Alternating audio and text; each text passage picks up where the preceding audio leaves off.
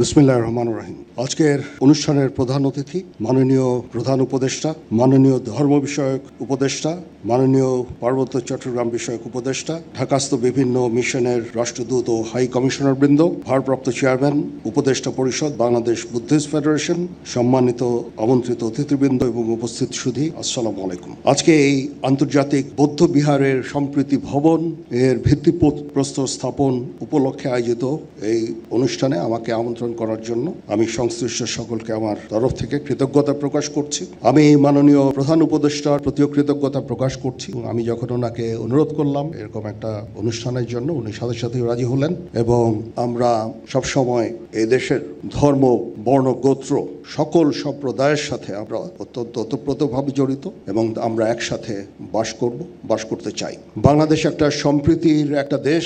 এই দেশে হাজার হাজার বছর ধরে সকল ধর্ম, বর্ণ, গোত্র নির্বিশেষে আমরা শান্তিতে বসবাস করে আসছি। সেটারই একটা প্রতিফলন আজকের এই অনুষ্ঠান। এটা খুব শুধু একটা সম্প্রীতি ভবনের ভিত্তিপ্রস্তর স্থাপন উপলক্ষেই একটা অনুষ্ঠান নয়। এখানে আমরা একটা সম্প্রীতির একটা সমাবেশ করেছি, সেখানে সকল ধর্ম, বর্ণ, গোত্রের লোকজন আছে। আমরা এভাবেই আমরা আমাদের দেশটাকে দেখতে চাই। এই গৌতম বুদ্ধের যেই নীতি, অহিংসবাদ, সম্প্রীতি, মানুষের প্রতি ভালোবাসা, হিংসা বিদ্বেষবিহীন দেশ, এটাই আমরা গড়ে তুলতে চাই এবং আমরা চাই সবাই একসাথে এখানে সুন্দরভাবে বসবাস করব। সেই উদ্দেশ্যেই আমরা সবসময় কাজ করে যাচ্ছি। এর আগে কঠিন চিবরদান একটা অনুষ্ঠান হয়েছিল, আমাদেরকে আমন্ত্রণ করা হয়েছিল, আমরা এসেছিলাম। তখনও জিওসি 9 পদাতিক ডিভিশন তার লোকজন দিয়ে আমরা সবসময় শান্তি শৃঙ্খলা বজায় রেখেছি।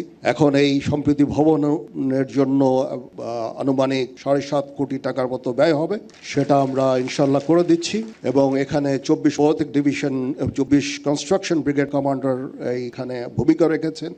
তারা ডিজাইন এবং আর্কিটেকচারাল ডিজাইন এবং যে স্ট্রাকচারাল ডিজাইন অনুযায়ী এই কনস্ট্রাকশনটা করে দিবে। আমি তাদেরকে বলেছি যে 1 থেকে 1.5 বছরের মধ্যে এই কনস্ট্রাকশনটা যেন শেষ হয়ে যায়। ইনশাল্লাহ আমরা সবাই আপনাদের সাথে আছি।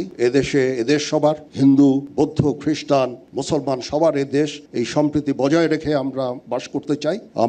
আমি আমার জীবনের একটা বড় সময়, জীবনের শুরুতে যৌবনের একটা বড় সময় আমি চিটাগং হিল ট্র্যাক্সে আমি কাজ করেছি। সেখানে আমরা ওতপ্রোতভাবে বৌদ্ধ সম্প্রদায়ের সাথে জড়িত ছিলাম। সেখানে অনেক কঠিন চিবরদান অনুষ্ঠান হয়েছে, সেখানে গিয়েছি এবং তাদের সাথে ওতপ্রোতভাবে আমরা কাজ করেছি। আমরা চাই চিটাগং হিল ট্র্যাক্সে পার্বত্য চট্টগ্রাম যেন শান্তি বিরাজ করে। তার জন্য যা কিছু করতে হয় আমরা করতে রাজি আছি। সমগ্র দেশে এই সাম্প্রদায়িক সম্প্রীতি রক্ষার জন্য যা কিছু করতে হয় সেটা আমরা করতে সবসময় সদা প্রস্তুত থাকব। আমি মাননীয় প্রধান উপদেষ্টাকে আবার ধন্যবাদ জানাচ্ছি। ওনার অনেক কর্মব্যস্ততার মাঝেও উনি রাজি হয়েছেন এখানে এসে এবং উনি আমাকে অনুপ্রাণিত করেছেন এই কাজের জন্য। এই জন্য ওনার প্রতি আমি কৃতজ্ঞতা জ্ঞাপন করছি এবং আমরা ইনশাআল্লাহ সবাই মিলে এই দেশ জাতিকে একটা শান্তির জায়গায় নিয়ে যেতে চাই।